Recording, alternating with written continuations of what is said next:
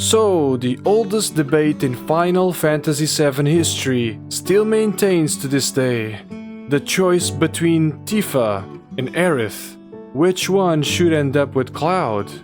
But before that, spoilers for the OG FF7 and all the other related entries that you see on the screen. This is mostly for context, and we will focus mainly on FF7 for this.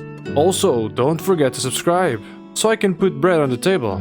Just kidding, I still have some left from last week. Either way, you have been warned.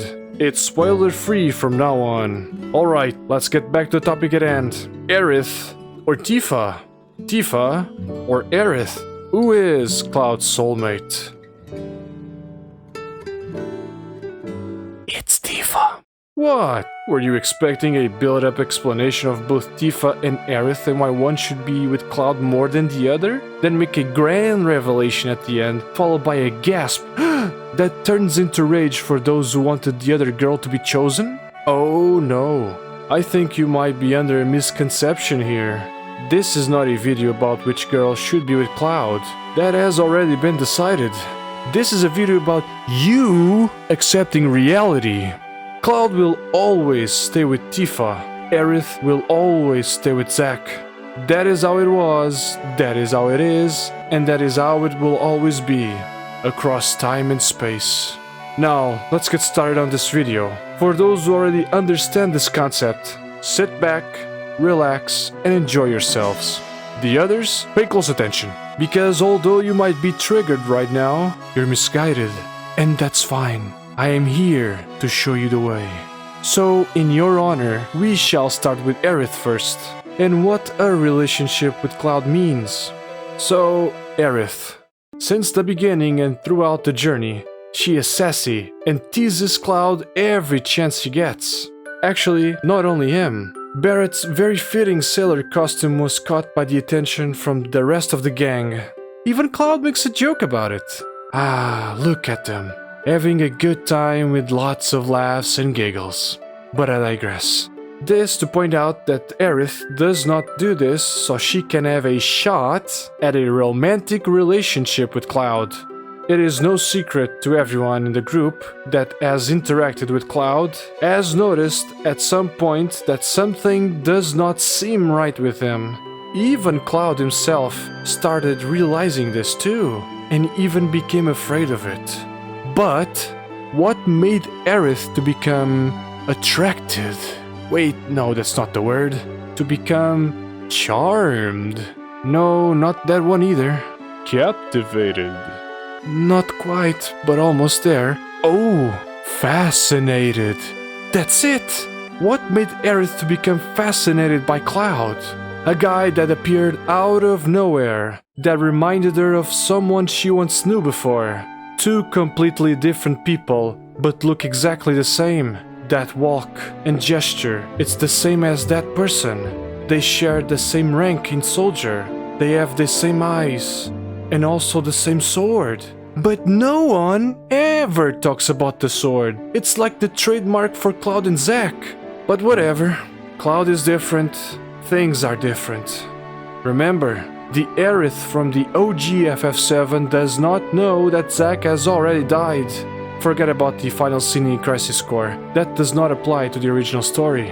As far as she and everyone that knew him, Zack is still out there somewhere, doing squats from sunrise to sundown, every day, never skipping a beat.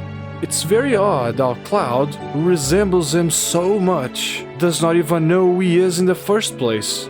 But Cloud is no doubt the key to find out what happened to Zack and where he is right now. Hey, remember, Aerith is a person that above all else wants to help people that are in need of help, even going through hardships for them. And in the case of Cloud, it becomes very personal, even more so throughout the journey.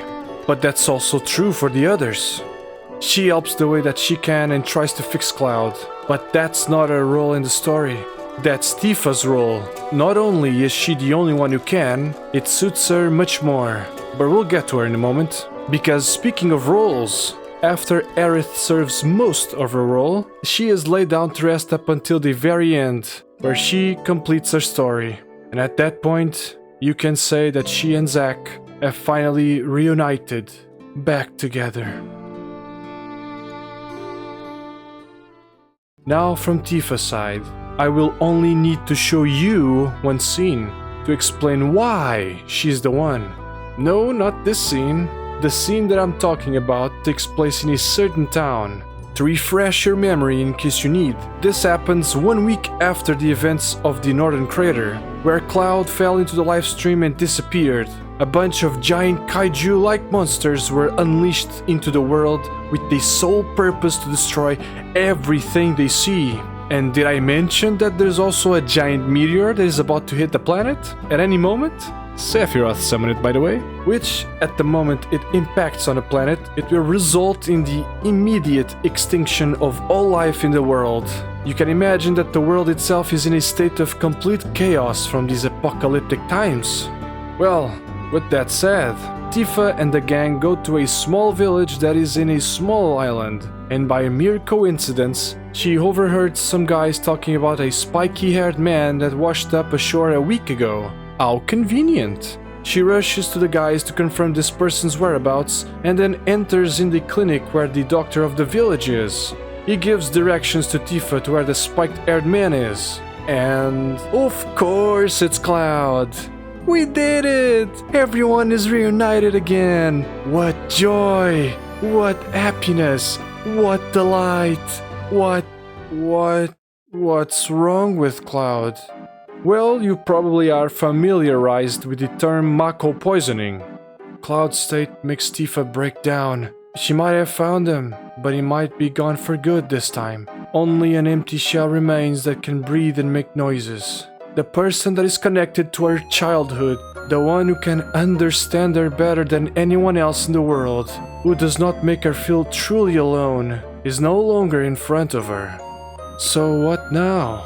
The world still needs saving. There's giant monsters roaming around destroying everything. There's still Sephiroth out there too. But there's not a lot of time. They need to move and move fast. Cloud can stay there for the time being while the rest... No! Tifa will not go.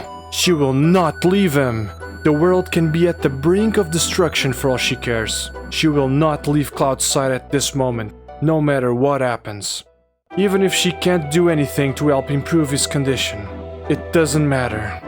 Because he won't be alone, and she won't be alone. They will be together for whatever comes next. Gotta say, I'm kinda jealous. Having someone willing to do this for you when you are in a coma-like state while the world is in total chaos is incredible. And thanks to that, later she and Cloud are able to fix his mind together.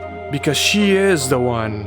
Actually, Tifa had already did something before. She was the trigger for Cloud to snap out of his condition in the first place, when he arrived at the Sector 7 slums, after Zack passed away.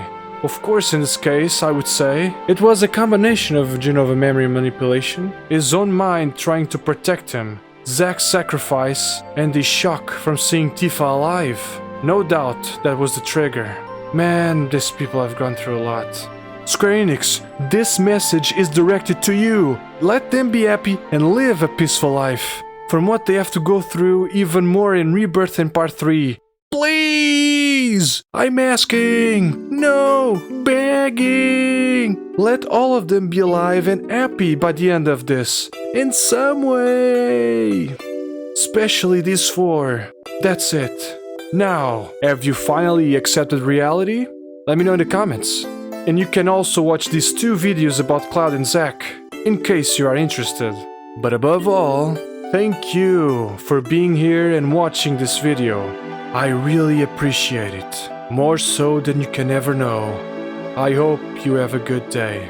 Take care and stay safe, everyone.